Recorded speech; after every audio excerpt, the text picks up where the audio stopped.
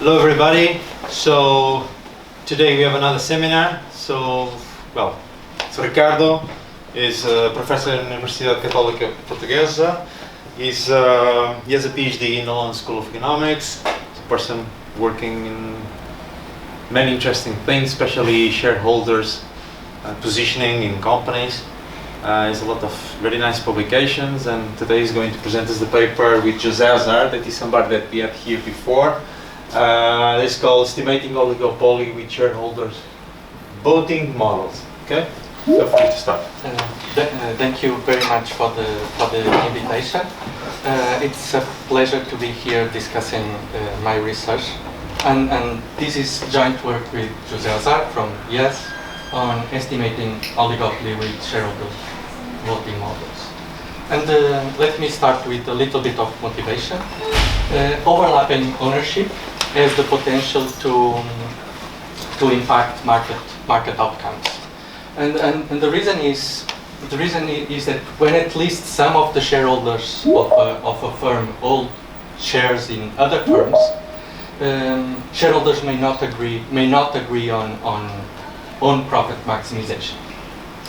For example, a shareholder that holds shares in a competitor may prefer the firm to be less aggressive towards the competitor when compared with a shareholder that does not hold shares in a competitor. So what this implies is that shareholder preferences are heterogeneous. And if these heterogeneous shareholder preferences are internalized by the management of the firm, competition in the market will be softened. And this paper fits into this literature, the literature that tries to examine the impact of overlapping ownership on market outcomes. Just a little bit of context, the early literature evaluated this question by regressing price on concentration measures that account for this overlapping ownership. But since then, this literature has evolved towards the estimation of structural empirical models of overlapping ownership conduct. The reason is that these price concentration regressions are endogenous. They suffer from endogeneity problems. But if the literature goes into these structural empirical models of overlapping ownership conduct, what is our contribution? Well, most of this literature examines firm conduct by introducing a conduct parameter which is non-structural, that is going to capture the degree of internalization of shareholder objectives. And second, they only typically take into account intra-industry overlapping ownership. This means overlapping ownership among firms in the same industry. In other words, they do not account for inter-industry overlapping ownership, so overlapping ownership among firms in different industries. And as are ambiguous, they show that inter-industry overlapping ownership is associated with lower prices in profit markets. So what we do is we propose to estimate a structural empirical model of overlapping ownership conduct for the US domestic airline industry that tries to address these two issues. And to do so, what we propose to do is we consider that airlines play an oligopoly game of multi-product pair-trunk competition involving three types of agents. We have consumers, we have shareholders, and we have managers. And I will now address each one in turn. Let me begin by consumers. We have N consumers in each market. They are assumed to care about the utility they obtain from their purchase or non-purchase decisions. So they may decide to buy a flight from New York to San Francisco, or they may decide not to buy any flight. We model these consumer decisions using a random coefficients nested logic demand model. We also have shareholders. We have K shareholders. They are assumed to care about the utility they obtain from their financial holdings. So they have shares in different firms and they care about the financial returns they obtain from these holdings. Now, shareholders, they can hold shares in multiple airlines. So I can have a shareholder that holds shares in American Airlines, and the same shareholder may also hold shares in Delta Airlines. If they do so, they engage in intra-industry overlapping ownership. But of course, shareholders, they can also hold shares in multiple other firms outside of the airline industry. If they do this, they engage in inter-industry overlapping ownership. So consumers, shareholders, let me talk a little bit about managers. Now, the managers of airlines are assumed to hold shares in the firm. Maybe they hold shares because they already own it, or maybe because it comes from their compensation package. This is our sample. We assume that they hold shares in the airline that they manage. Well, if this is true, if they hold shares in the airline that they manage, they will want to decide the pricing strategy of the firm in order to maximize on profit. Of course, he also has to look what shareholders want. If shareholders engage in this intra-industry overlapping ownership, they may not unanimously agree on firm profit maximization. If shareholders hold shares in different firms, they don't want the manager to be so aggressive with competitors, so they don't unanimously agree on this. And so, to some extent, they may try to influence what the manager is going to do. And this is our first contribution. In order to incorporate this effect, we micro-found the aggregation of these heterogeneous shareholder preferences into the management objective function through a model of shareholder voting. In particular, we are going to follow Azar in allowing shareholder dissent to impose a negative cost to managers. So if the manager tried to do something that shareholders don't want, they can impose a cost to the manager. They can cast a dissent vote. That dissent vote is going to imply a cost for the manager. You can think of this cost as a lot of different things. You can think of this cost of the manager tries to do something that shareholders don't like. Maybe the shareholders next period will send him away. Maybe the compensation package of the manager is not so good. We are not really focused on what this cost is. What we are saying is if the manager tried to do something that shareholders don't want him to do, there may be a cost involved for the manager. In particular, we model this cost of shareholder dissent to be proportional to the number of dissent votes. And what this implies is that the cost will be a function of two parameters. The first is what is the cost to the manager per dissent vote? And the second is, in order for this cost to be effective for the manager, shareholders need to cast this dissent vote. And this implies that they need to respond to managerial behavior. So if the manager tries to do something that they don't like, but they don't respond, in fact, there is no cost for the manager. So they need to respond. How responsive shareholders are to managerial behavior controls the probability that a dissent vote is cast. This is how we model the aggregation. So the manager will want to do something. This something is not unanimously agreed upon by the shareholders. They can cast dissent votes that impose a cost, and the manager will trade off this, what he wants to do with the cost that he suffers from these dissent votes. If you solve this shareholder voting model, we obtain in equilibrium a flexible formulation for the management objective function. This objective function has two features. The first feature is it allows for no internalization, or partial internalization, or full internalization of shareholder objectives by managers.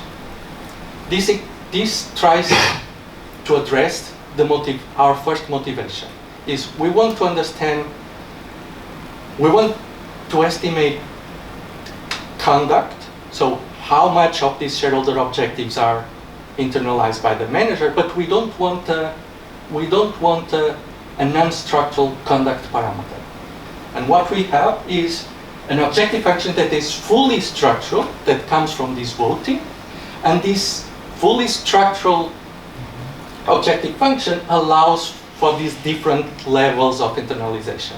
It's not a non-structural conduct parameter anymore. If you want a conduct parameter that is fully structural, that results from a shareholder voting model.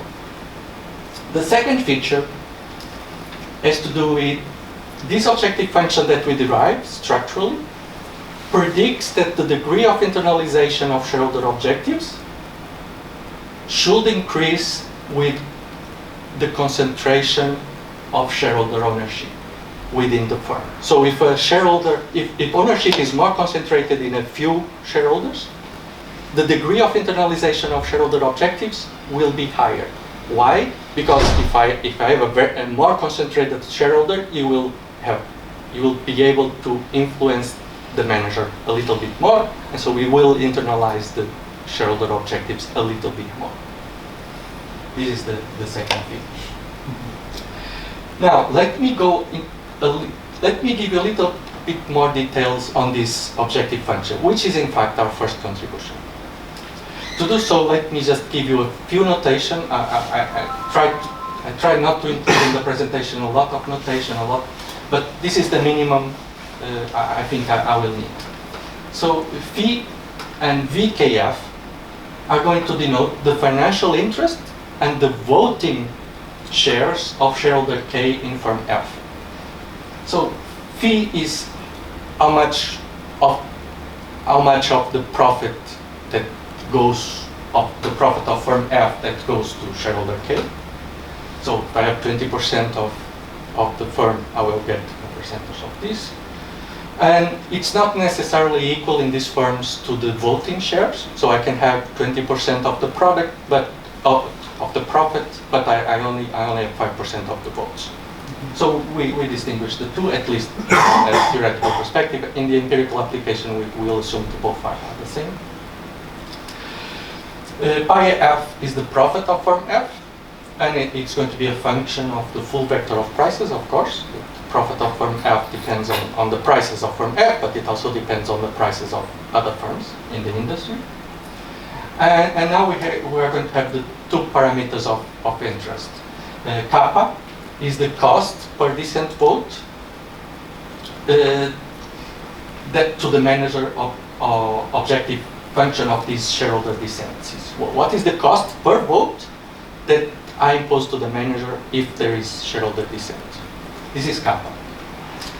And C is going to control how responsive shareholders are to managerial behavior.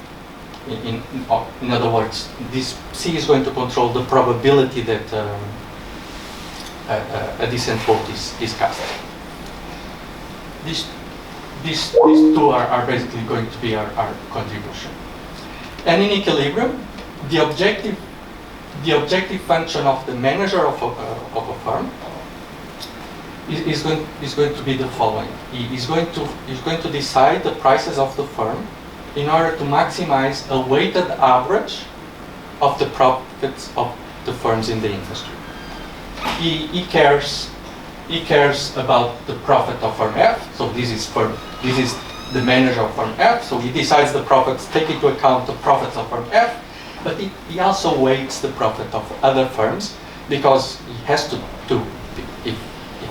if the shareholders of firm have also hold shares in other firms, when he decides, he has to take this into account. The question is, what is the weight they are going to assign to the profit of these other firms in the industry? And what we have is this weight is going it has two components. Let me start with the first one, this lambda intra. This lambda intra is the weight that is assigned to the profits of competitors according to the dominant formulation in the literature. This dominant formulation comes from O'Brien and Salop. And in the literature, there are a lot of critiques saying that this dominant formulation is typically very high, that we don't expect managers to weigh the profit of other firms so much. And so what our model comes to say is, maybe that critique is correct. Maybe managers don't weigh according to this lambda intra. Because our model says that this lambda intra is multiplied by a tau, which is going to be a mitigation factor. This mitigation factor is fully structural, that comes from our shareholder working model, and it depends on this theta. This theta 0, is going to be the log of the product of kappa times psi. So this theta is going to depend on the cost per shareholder dissent vote and how responsive shareholders are to managerial behavior. And it's also going to depend, so theta is here, in this tau it appears in the numerator, it appears in the denominator, and it also depends on how concentrated shareholder ownership is in the firm. Maybe you don't see concentration in that summation, but let's go for the simplest of the cases where financial interest and voting shares are the same. This is basically an Herfindahl index. So this is in fact a concentration measure of the ownership within the firm. And it's going to be useful later on. Please note that the coefficient associated to this shareholder concentration in our structural model is 1. So our structural model does predict that more concentrated ownerships lead to higher taus, which mean they internalize more shareholder objectives, and the reason is the one I tried to give you before. If ownership is more concentrated in a few shareholders, they will have more influence over the manager, so we will internalize more what they want. But note that this prediction cannot be tested according to this structural model, cannot be tested empirically because the coefficient is 1, comes from the model. So later on we allow that coefficient to be different from 1, and then we can see if it's in fact positive or not. But just that's later on. For now, I would like to point out different limiting cases for that theta 0.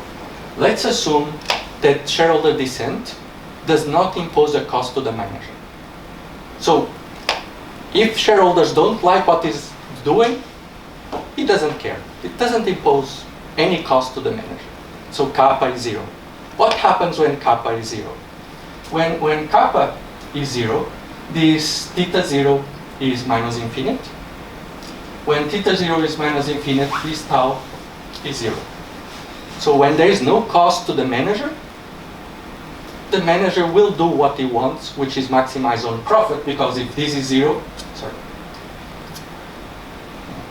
if this is 0, what he does is basically maximize on profit. And that makes sense. In the sense, if there's no cost of shareholder dissent, he'll just do what he wants, because we assume he owns shares in the firm that he manages, is to maximize on firm profit. The same is going to be true even if there is a cost of shareholder dissent, if shareholders don't react. If shareholders don't respond, this C is 0. If C is 0 again, theta 0 is minus infinite. If it's minus infinite, this tau is again 0, which means it doesn't internalize shareholder objectives. And the reason is, even if they cast a dissent vote, there is a cost, they will never cast because they don't respond to what it is doing. That's one extreme. So this model, this flexible formulation that we derive structurally, allows for no internalization. And either when kappa is 0 or when C is 0. Now let's go over to the other extreme. Let's consider the case where kappa is very high. If kappa is very high, shareholder dissent imposes a high cost to the manager. In the extreme, if kappa is infinite, theta 0 is infinite. If theta 0 is infinite, this tau is going to be 1, which means he fully internalizes what shareholders want. And the reason is if he tries to do something different, the cost is so high for him that he doesn't even try. He just follows what shareholders want.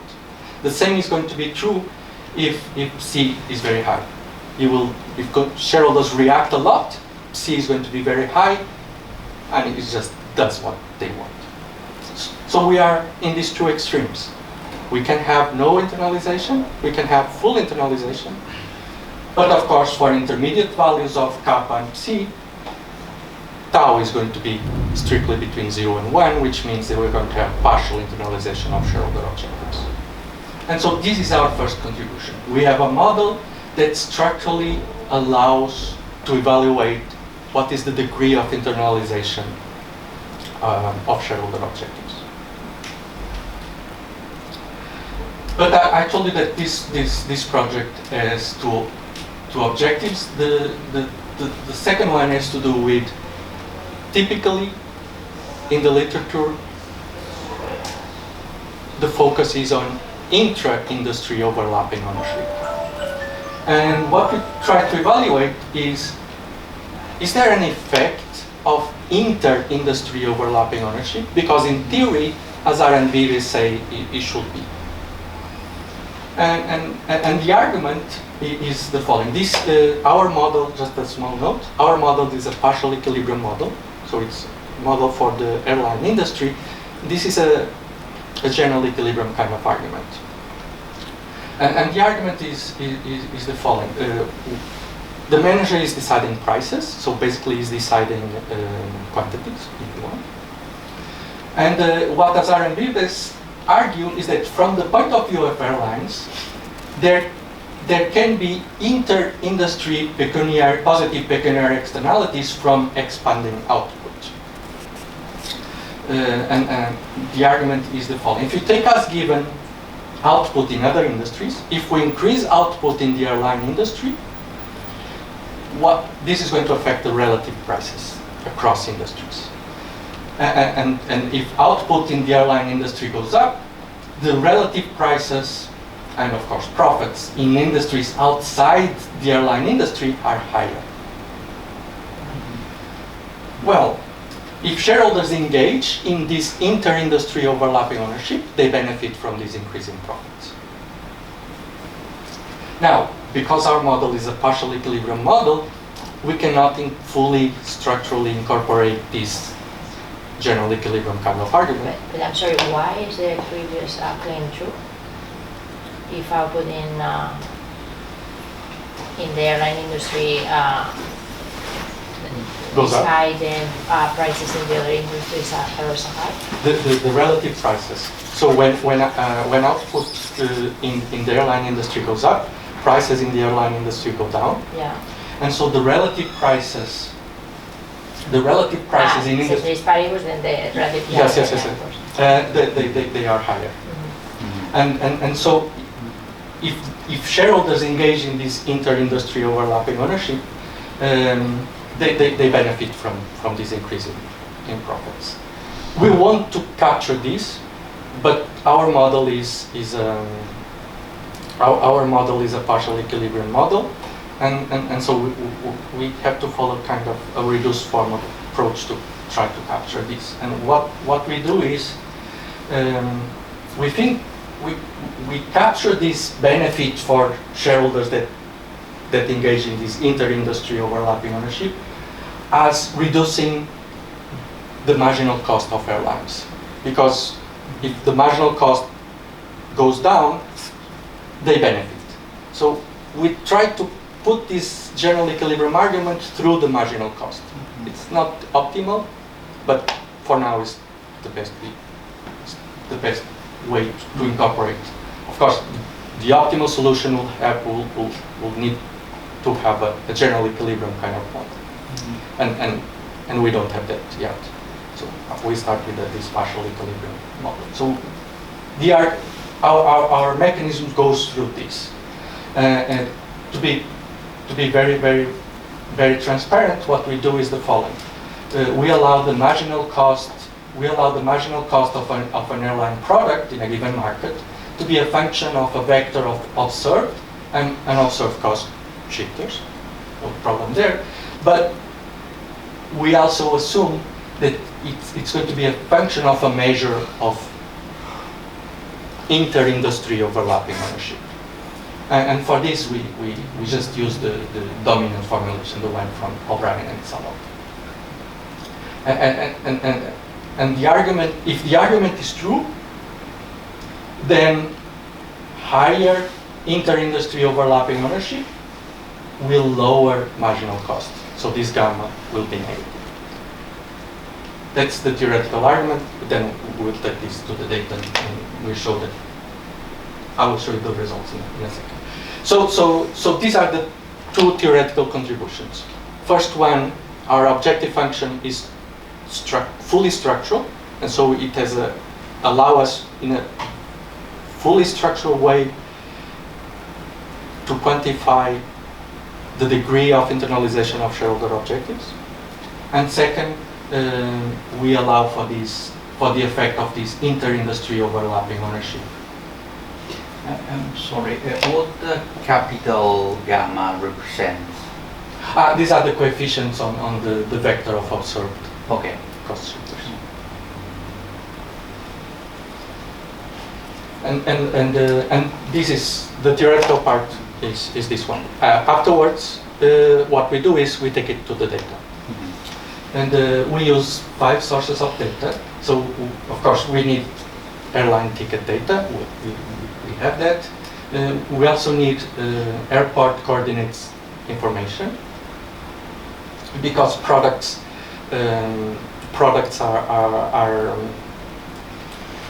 these products are flights for particular routes, and so if I have two airlines that take me from city A to city B, consumers may prefer the shorter one, so it's important to have these coordinates data. Of course, we also have population data, because it's different to model flights in New York than in Porto. And income is also different, so we have distribution of income. And of course, we have this airline ownership data. We estimate the model using a period of estimation from 2015 to 2017 that was not affected by major airline bankruptcies. And the reason is that the presence of bankruptcies complicates things. There's no agreement how to model control of a firm during a bankruptcy. So we chose a period where this is absent. Now let's talk a little bit of the demand part. So we estimated consumer behavior using a random coefficients nested logic model. As observed characteristics, we included connect indicator, because for consumers it's different to go direct or through a connecting airport. Extra miles and extra miles square, because shorter routes in theory should be more valuable for consumers. And network, because consumers also value flying in airlines that have a wider network, particularly if they have these cards. And of course we control for airline, year quarter, and route fixed effects. I will come back to this. Let me just give you a preview of the results. We estimate the different specifications. Our preferred specification is the last one, which is the one that has these root fixed effects in addition to airline and year quarter fixed effects. And the results are in line with what we expect. Consumers are price sensitive, so they don't like high prices. Consumers don't like connecting flights, so they prefer to go direct. Consumers don't like extra miles, so they prefer flights that are shorter. And consumers like the flights involving airlines with a bigger network. So results are in line with what we would expect, but because we use these demand results to estimate supply, it's very important that we have price elasticities, and in particular cross-price elasticity is correct. And so we evaluate against the literature. So the median estimated own price elasticity is minus 6.4, and this is in line, for example, with Silly Rector et al. 2021. The median cross-price elasticity is 0.8, and if we aggregate, the median aggregate price elasticity is minus 1.4. This is in line with Berry and GM. So we think that the demand side results are reasonably well, so we can take them to the supply side, which is in fact our contribution. But I'm sorry, in the regressions that you show us, the dependent variable is the number of airline tickets or the price, the first? None. It's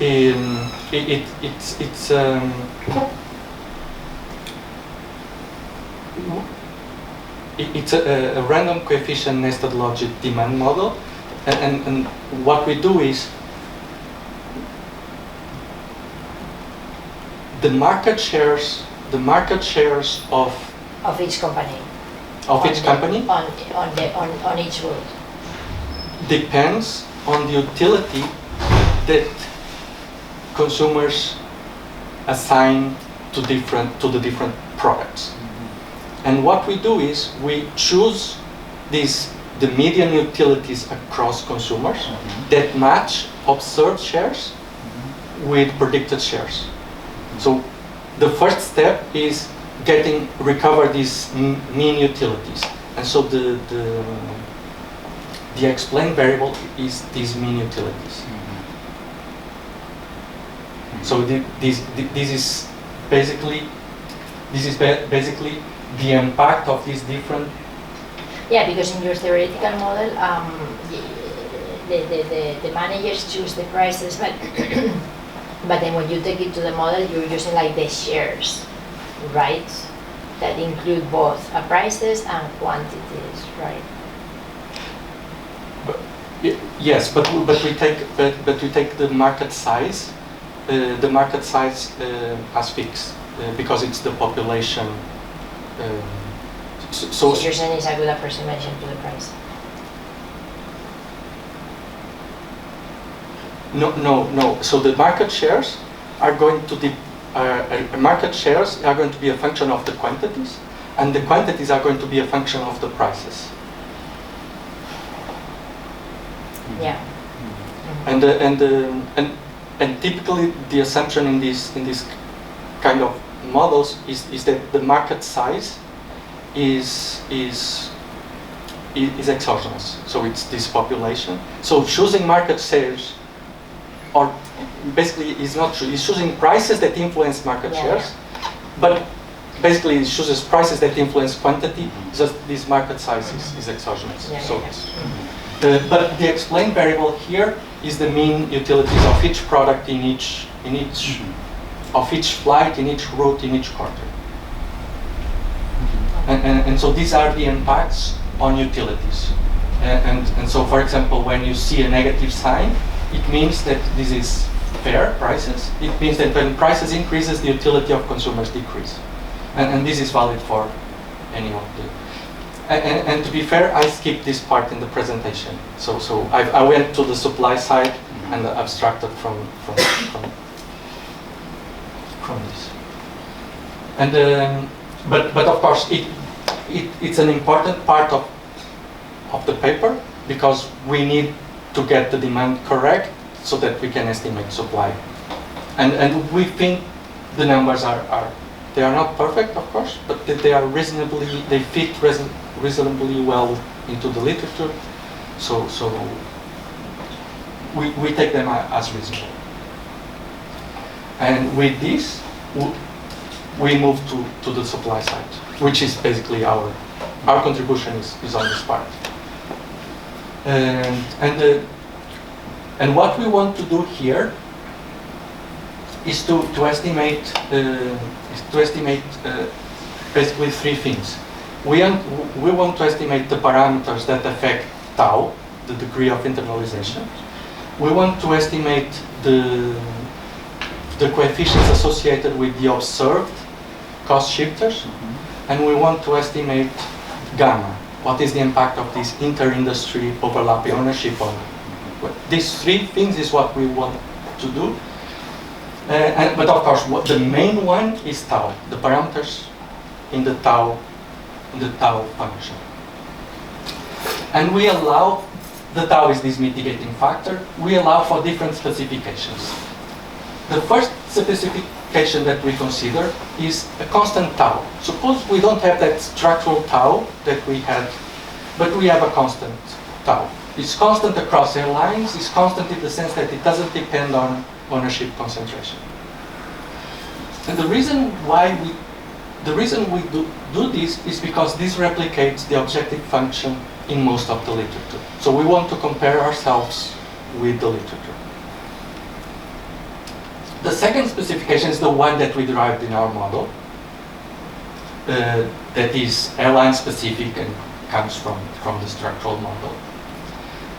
And finally, we estimated two additional specifications that had to do with putting a coefficient on the ownership concentration to see if that coefficient is in fact positive as the model predicts or not.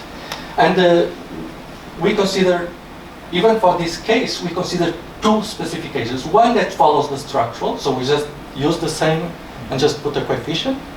And the second is, well, let's forget about the specification, it's this exponential kind of specification, because the results may be driven by this. If we assume another specification, so something linear, something changes, and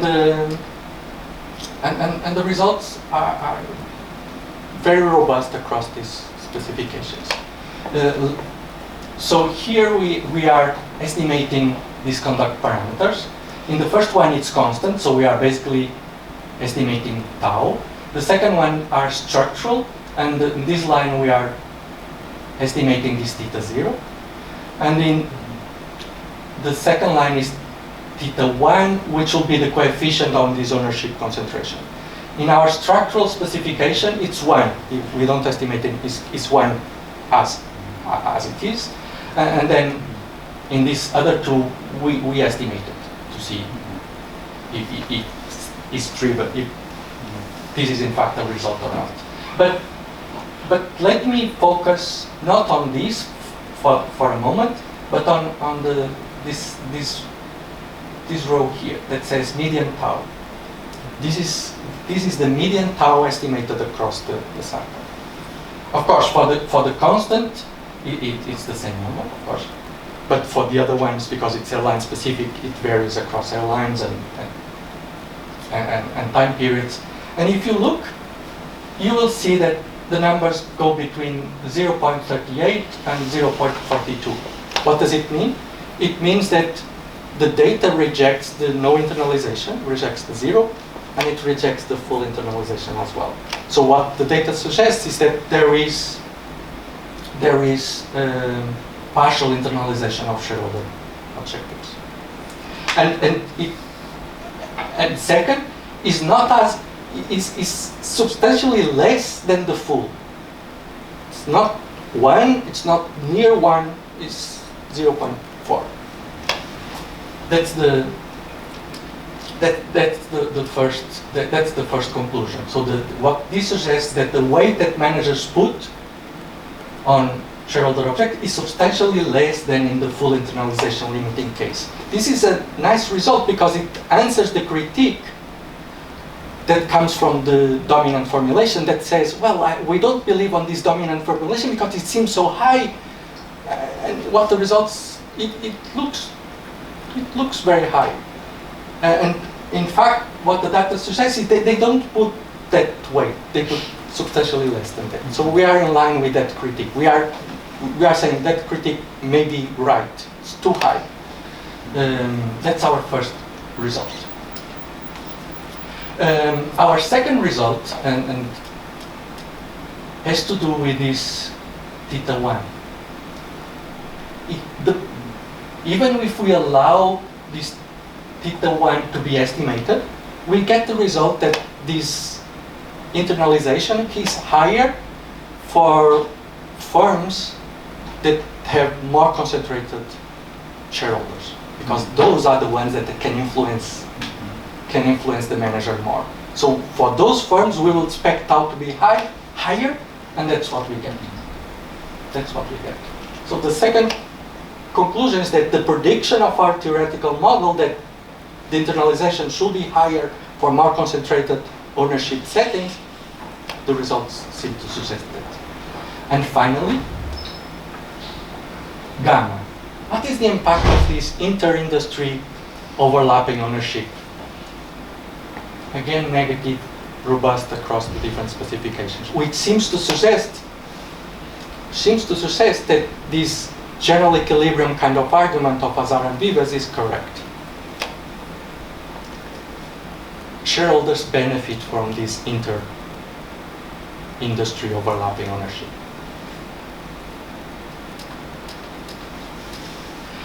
And finally, what happens if we omit this inter-industry overlapping ownership from the supply model? There's a downward bias. These are the results where we don't include in the marginal cost parameters this inter-industry overlapping ownership. So, and you see that the taus are smaller. But the main point is, if you look at this constant, this is the constant specification, so it's not statistically significant anymore. If we don't put this inter-industry overlapping ownership, it seems that this overlapping ownership, it's not internalized. The reason why is this important, because the literature that estimates these conduct parameters typically find this result. And so we are not against this. So our results don't contradict the ones that are in the literature, because if we omit this inter-industry overlapping ownership, we do find the same result. So we are just putting another explanation for this result. Maybe the literature finds because they are omitting this inter-industry overlapping ownership that seems to be important. Now, to conclude, what we have demand, we have supply, we can use this to do counterfactuals, welfare analysis. We focus on the last period, and we evaluate what is the impact of this intra-industry overlapping ownership. Let's simulate the model if we take this out. We don't allow shareholders to have ownership in different firms in the same industry. And the result is the following. Even though there is mitigation, we find that this intra-industry overlapping ownership does soften competition substantially. It increases average airline fare by 10.7%, increases industry profit by 16.3%, decreases consumer surplus by 7.5%. So despite there is this mitigation, it seems that even taking into account the mitigation, the effect for consumers, and it's relevant. As a final note, because sometimes there's an argument that the effects come from the big three asset managers, this Vanguard and BlackRock and this. And what we find is that most of this effect doesn't come from these big three. It's the other, it comes from the rest. So to conclude, what we do, we develop an empirical model of overlapping ownership conduct. which tries to link firm conduct parameters to this aggregation of shareholder preferences, heterogeneous shareholder preferences. It can cope with ownership settings involving both intra and inter-overlapping ownership, and it yields a deliberate flexible formulation for the manager's objective function that allows for no internalization, partial internalization, full internalization of shareholder objectives by managers. We believe that explicitly modeling the effect of this intra-industry overlapping ownership by micro-founding disaggregation of heterogeneous shareholder preference is a step forward relative to existing structural overlapping ownership literature. And of course, we do have to acknowledge that modeling the effect of inter-industry overlapping ownership by allowing it to influence the marginal cost of airlines, it's in fact a reduced form approach. But we hope it can be seen as a stepping stone in the direction of a more general deliberate perspective. And with this, I conclude. Thank you very much.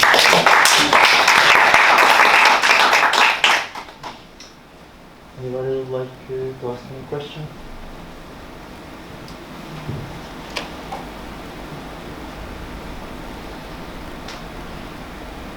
So just a comment. So this is almost like intra-industry overlapping ownership leading to tacit collusion, basically, right? Some way to say it, no? It's similar. It's similar, but it doesn't come from a dynamic model. It comes from a static model. It comes from taking into account the different objectives of shareholders, because if they engage in intra-industry, they care about the profits of others, and so the manager maximizing joint profits, really. But the argument in practice is the same. So prices go up as if they are colluding, but the argument is slightly different. Sure, but I mean the result in is practice, that, yes. My point is, from the point of view of public policy, no, you could have regulations forbidding this kind of cross. But to be fair, yes. So that's the first policy stand. We are not including here the arguments in. So this is an argument against, but there are arguments in favor of this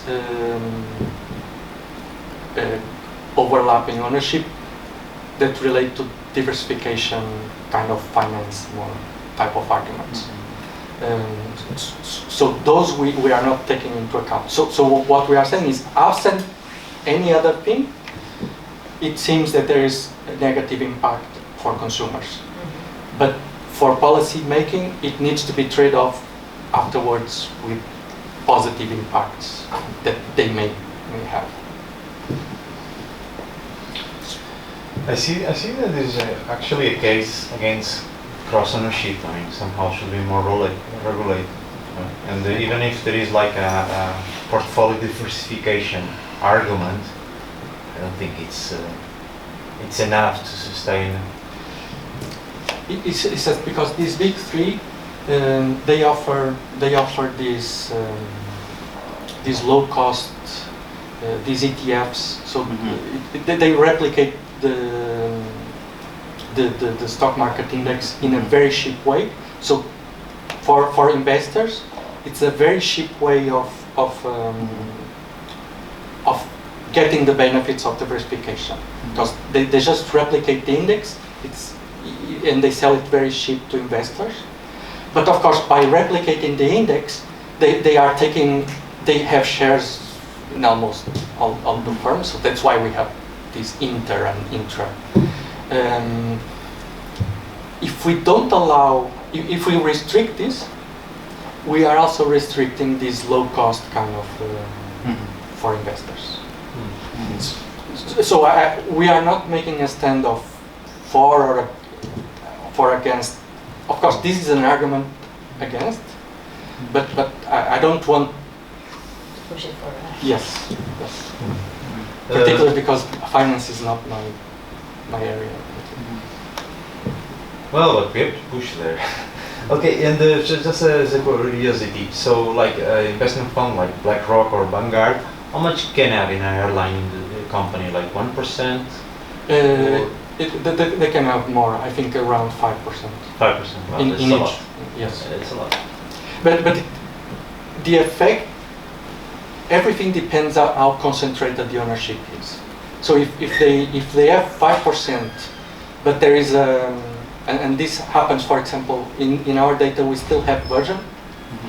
Virgin at the time was from Richard Branson. Yeah. And so he had a lot. So in that case, 5% is nothing because they have a very concentrated. So those 5%, it's nothing. But for American Airlines, which is very diversified, those 5% they are a lot. Yeah. Probably is like the main or the second main shareholder. Yes, they are. Yeah. They are in the top 5. You decide the board with 5% in American Airlines. You decide the board of directors. This Vanguard, BlackRock, they are always in the top 5 of of all. Almost all. Well, we should do something about it. Okay. Anybody else like to make any question? Okay. Thank you very much. Thank you.